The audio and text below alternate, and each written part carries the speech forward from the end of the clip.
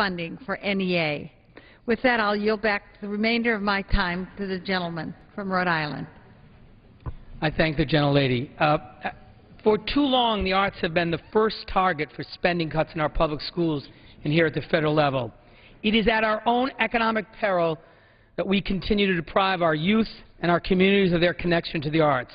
I have seen on so many occasions the power of music and dance and theater to ignite the imagination of a young person that causes them to stay in school, to follow their passion, and ultimately to realize their dreams. Today's global economy demands an even greater level of creativity, innovative thinking, and entrepreneurship, a 20th century skill set that is enhanced by exposure to the arts in learning and in daily life. I participated in an arts education roundtable with CEOs from all across the country who said that those skills of creative problem solving, of innovation, of entrepreneurship were skills that they were looking for in workers of the 21st century, and the arts nourishes and enhances those skills. We cannot underestimate the importance of maintaining critical federal funding for arts to fuel our national economic recovery, to grow our local economies, to teach our children, and to expand our civic discourse during these trying economic times. I strongly urge my colleagues to reject further reductions to the National Endowment for the Arts, because now more than ever, we need the National Endowment for the reawakening, quickening, and unstunted growth of not only our cultural vitality, but of our economic prosperity as well. The time of the gentlewoman has expired. For what purpose does the gentleman from Kentucky rise? I move to strike the last word. The gentleman is recognized for 5 minutes. Thank you. Mr. Chairman, when we in this House decide how the taxpayers' money is going to be spent, it represents a statement of our values, a statement of our priorities. And the question of whether we should adequately fund the National Endowment for the Arts is one of those that speaks loudly to our values. It speaks loudly to our respect for the creative genius of human beings. It speaks loudly about our understanding of what the human soul is about. We've heard much documentation of the economic impact of the arts throughout our country, $165 billion annually in economic activity. I certainly can attest to the fact that in my community of Louisville, Kentucky, more than 20,000 of my constituents are involved actively, professionally in the arts. We are one of the only communities that has resident theater, resident opera, ballet, children's theater, a vibrant visual arts community. It is one of the things that makes my community a community where the quality of life is significantly enhanced. It's one of those things that brings people to my community. And so the economic importance of the arts is undeniable. But I ask again about our priorities. The amount of money that we're talking about now, roughly $10 million over a period of years, we spent in the first few minutes of our activity in Libya. The first few Tomahawk missiles we launched there, that was $10 million. We spent $10 million in less than 1 hour in Afghanistan. Less than 1 hour. So here we're talking about millions of jobs supported by the funding from the National Endowment for the Arts, $165 billion in economic activity, and against all of the other things we do where there is so little payback for what we spend of the taxpayers' money. But there are two things I'd like to mention in addition to kind of the value-added aspects of arts funding. If you think back along the history of mankind, what has survived of the great civilizations of this world? The only thing that has survived has been the creative product of the minds of men and women throughout history. Literature, music, architecture, painting, sculpture. These are the only things that have survived. If you look around this glorious room that we have the privilege of serving in, famous painting of George Washington, Lafayette, the architecture that's represented here, This is all the creative product of the men and women of generations. This is what our soul speaks to the world, to generations to come, and this is what we're talking about funding. One of the greatest exports that we have from this country is our cultural product. We export music, we export film, we export drama, theater. All of these things, activities funded by the National Endowment for the Arts. So when we say to our taxpayers, our constituents, what are your values? We can say, you know, those Tomahawk missiles are wonderful. And, you know, I certainly understand that we need to defend our country. But when we talk about our contributions to the history of mankind, humankind, it is undeniable that what we invest, the small amount we invest in supporting our creative genius, will be paid back many, many times over. So I am proud to stand here and support funding for the National Endowment for the Arts, opposing the Wahlberg Amendment, which would further cut the funding that has already been substantially reduced, and stand for the values of the millions and millions of men and women and children who not only participate in artistic activities but also benefit immeasurably through an enhanced quality of life in our country. And with that, I yield back. Gentleman yields back.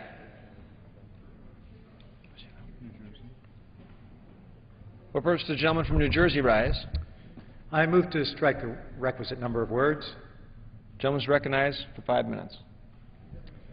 Mr. Chairman, last month I gathered almost 200 individuals interested in the arts and humanities to discuss National Endowment for the Humanities and National Endowment for the Arts programs.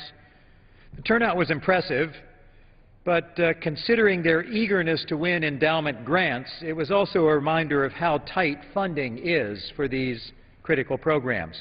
My friend, poet Paul Muldoon, read some poetry to the attendees and reminded all, in his words, the NEA and the NEH are not properly funded. It is a national disgrace.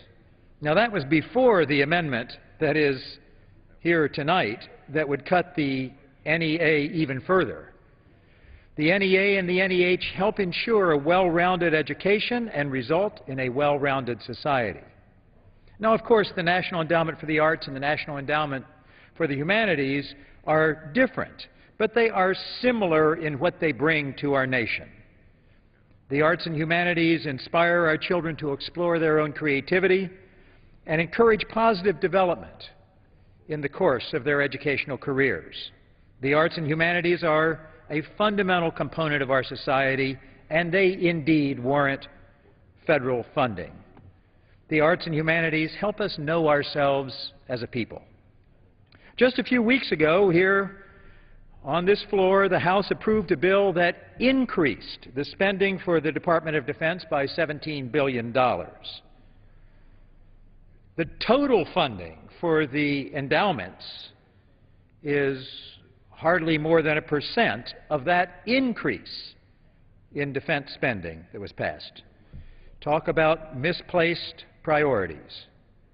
I'm reminded of the often told exchange between scientist Robert Wilson, the director of Fermilab, when he was testifying before the Senate, and Senator Pastor. The senator asked, with regard to a science experiment at Fermilab, whether it would help defend this country against the Soviet Union. Replied Dr. Wilson, "No, Senator Pastore, this will not help defend us against the Soviet Union, but it will help make our country more worth defending."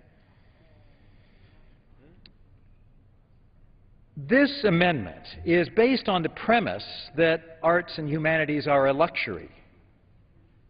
The author of this amendment, to cut the NEA further, says America is impoverished. Mr. Speaker, I'll tell you what would leave America really impoverished is if we strangle the arts and humanities. We've heard what the arts contribute to our economy. The Americans for the Arts, in its report, Arts and Economic Prosperity, details that the arts support more than 5 million jobs, generate tens of billions of dollars in government revenue. Arts are good for our cultural development, yes. They are good for our society at large and good for our economic development as well.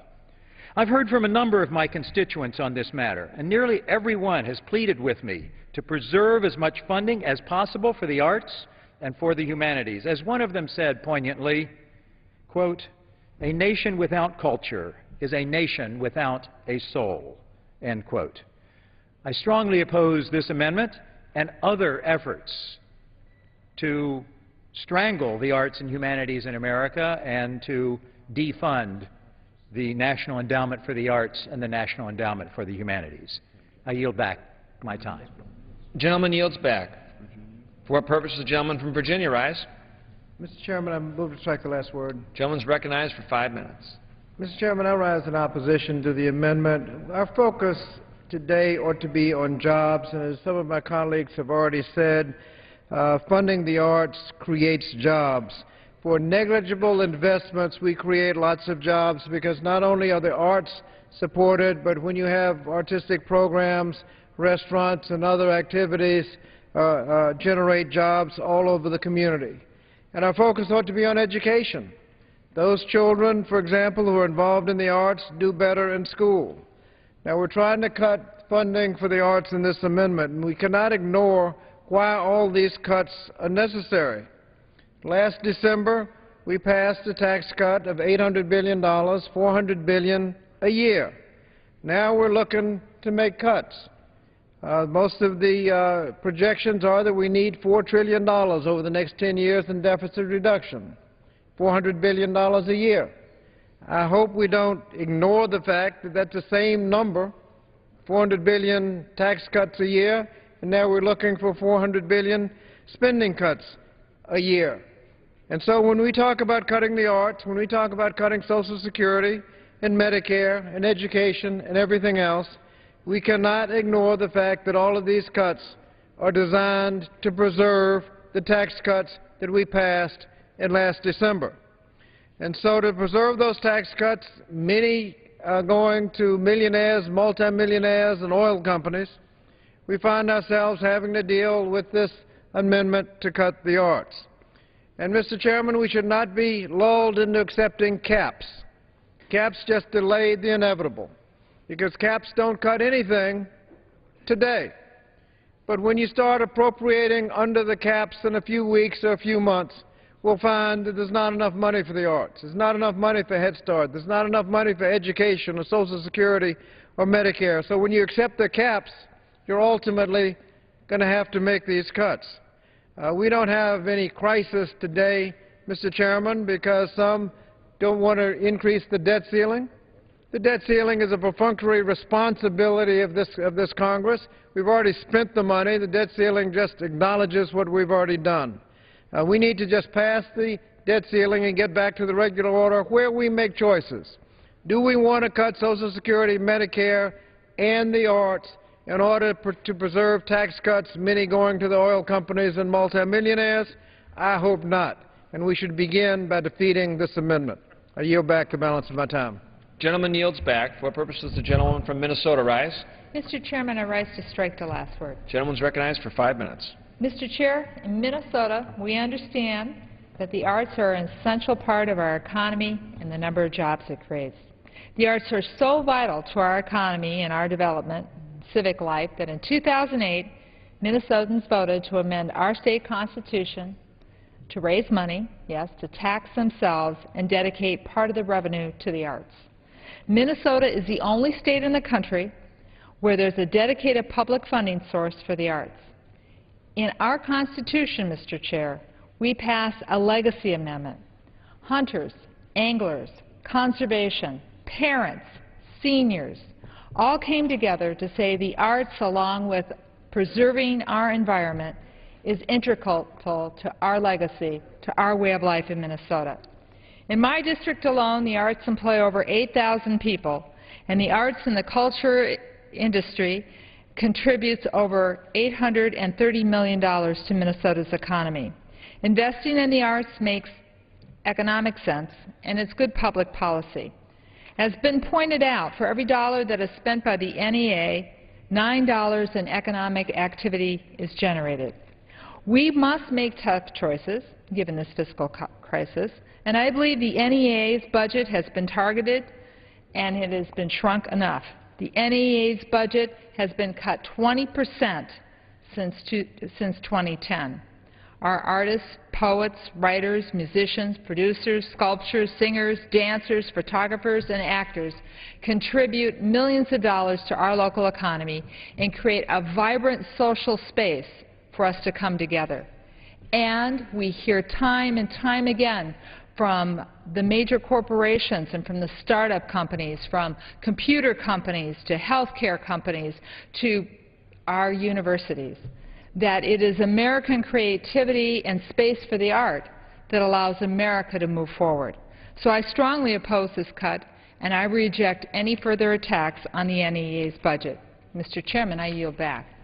Gentlewoman yields back. The question is on the amendment. What person does the gentleman from Virginia rise? I rise to strike the last word. The gentleman is recognized for 5 minutes. Thank you, Mr. Chairman. You've heard it. If this was not, I will explain. I rose previously in opposition to claim the time in opposition. Now I'm rising to strike the last word.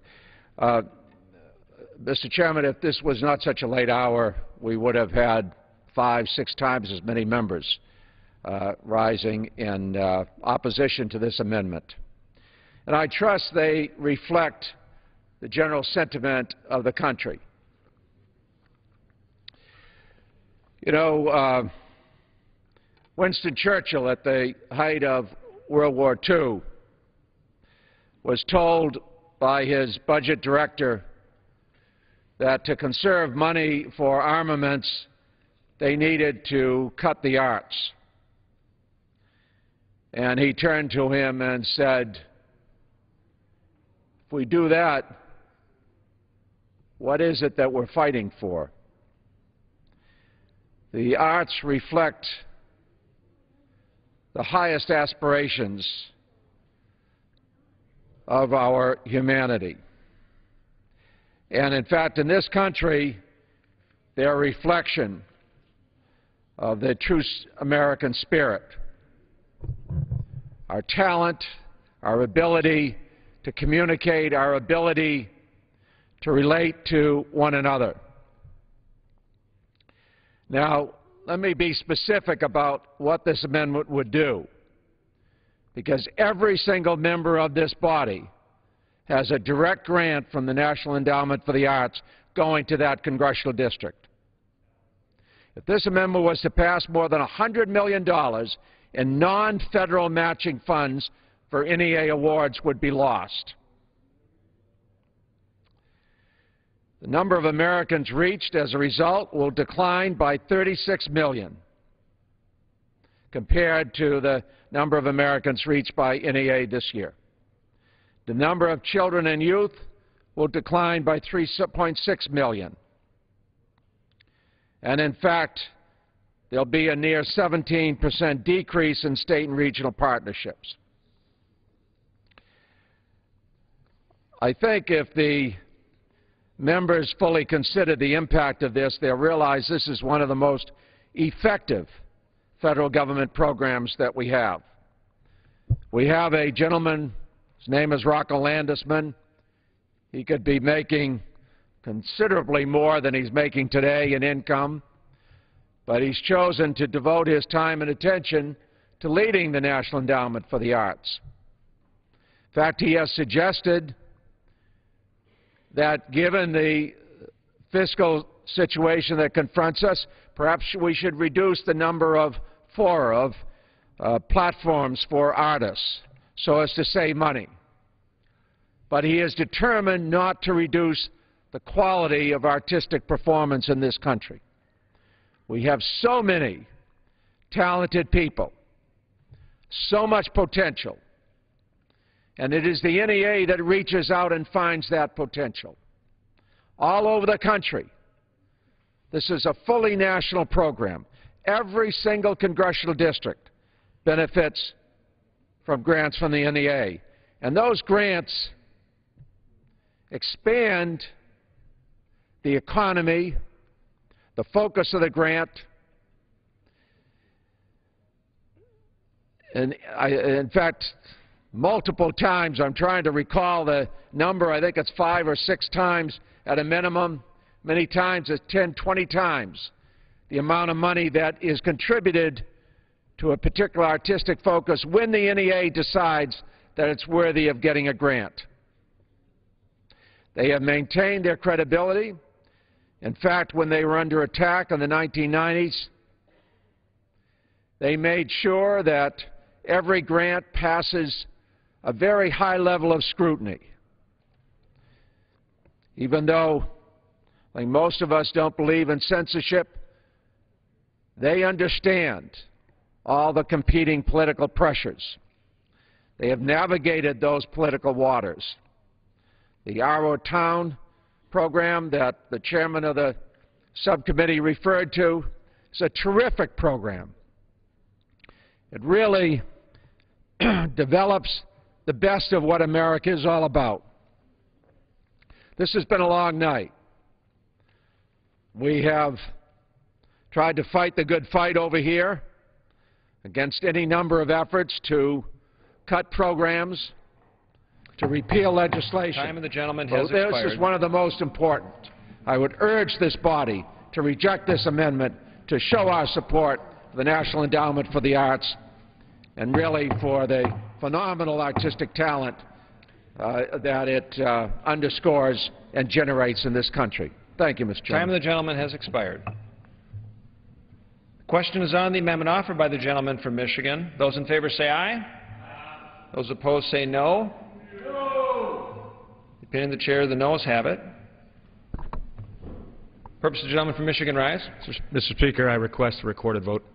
Pursuant to Clause 6 of Rule 18, further proceedings on the amendment offered by the gentleman from Michigan will be postponed.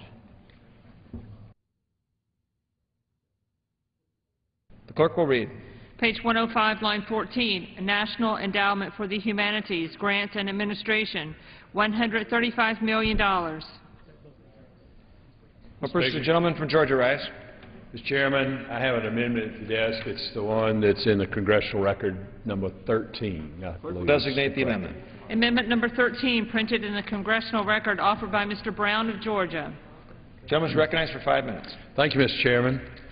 My amendment would reduce funding for the National Endowment for the Humanities by a mere 10%. I've stood up here and offered amendment after amendment trying to highlight areas of our budget that we can afford reasonable cuts. If you add up all of those modest cuts, the federal government could end up saving a significant amount of money. We are facing a fiscal crisis in this nation, a financial fiasco. And if we can't make the cuts that need to be made, this country is going to go into a total economic collapse. Now, if someone's broke, they sell their luxury car and get a more efficient one. They stop eating steak and lobster and eat more hamburger and hot dogs. They turn in their membership to the country club. All those things are beautiful things, nice things, luxury things. And we have a lot of luxuries that we've been funding through the federal government for a long period of time. But, Mr. Chairman, we can't afford to continue doing so because we are in an economic emergency as a nation. We are broke. We have unsustainable debt. We have unsustainable debt that's going to cause our children and our grandchildren to live at a lower standard than we live today if we keep this up. Mr. Chairman, in a race a number of years ago, I said Congress was sick. We need a doctor in the House. I'm a medical doctor, and I do addiction medicine. Government needs an intervention for its spending addiction. In addiction medicine, we say if there's no denial, there's no addiction. We've got a tremendous amount of denial about the economic crisis we face in this nation. We've just simply got to stop the spending. When a business goes underwater, it's overextended as the federal government is. What does it do? It lowers its borrowing level. If the lender doesn't do that, it starts trying to figure out how to reduce the debt. Then it goes through every aspect of its expenditures and tries to cut expenses all across the board in every area. The federal government needs to do the same. And then the business will look at how to raise more revenue. My Democrat colleagues say that we need to raise revenue by raising taxes, but that will just tax away jobs. We must create jobs here in America. And we create burden and the regulatory burden off the job creators, the small businesses here in America that are suffering and suffocating with the overburden of regulation and taxes. We can create more revenue for the federal government, not by raising, excuse me, we can create more revenue for the federal government, not by raising taxes, but by raising taxpayers. And we do that by putting people to work and creating a strong economy. It's absolutely critical for the future of this nation. We can't keep going down this road. The National Endowment for the Arts and National Endowment for the Humanities, I've heard all the arguments, and for the Smithsonian Institute and other things that a lot of people think are very beautiful and nice, just like that luxury automobile. But we need to stop it. The future of our nation depends upon it. I'm fighting for America. I'm fighting for the future of our children and my grandchildren. Funding for the National Endowment for the Arts does not need to be a priority in the midst of these trying times. And I urge my colleagues to support a very simple request to reduce its funding by 10%. I yield back. The gentleman yields back.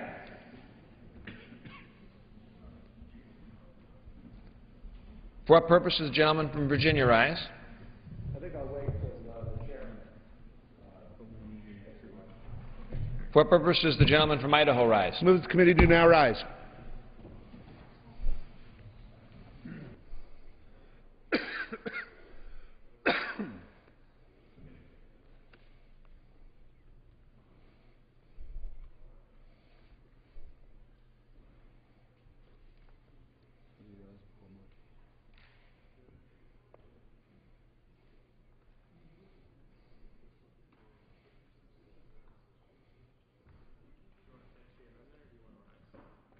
Want to rise? It's 10 o'clock.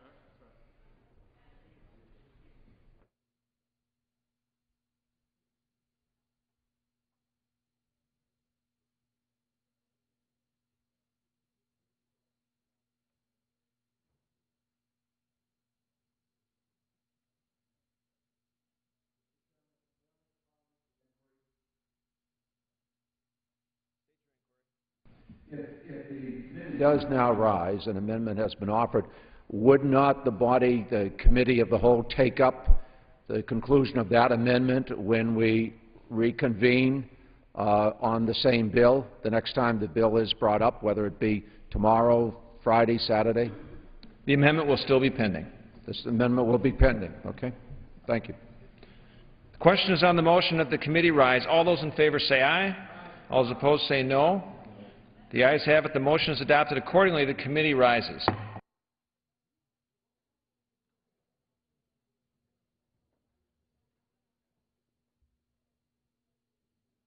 Mr. Chairman. Mr. Speaker, the Committee of the Whole House on the State of the Union, having had under consideration H.R. 2584, directs me to report that it has come to no resolution thereon. The Chairman of the Committee of the Whole House on the State of the Union reports that the committee has had under consideration H.R. 2584 and has come to no resolution thereon.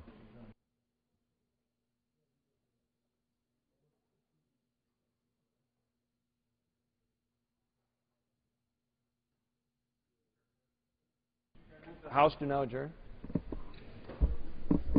Gentleman from Minnesota. Speaker, I move the House do now adjourn. The question is on the motion to adjourn. Those in favor say aye. Those opposed, no. The ayes have it. The motion is adopted. Accordingly, the House stands adjourned until 10 a.m. tomorrow for morning hour debate. The House today continued work on 2012 Interior Department spending.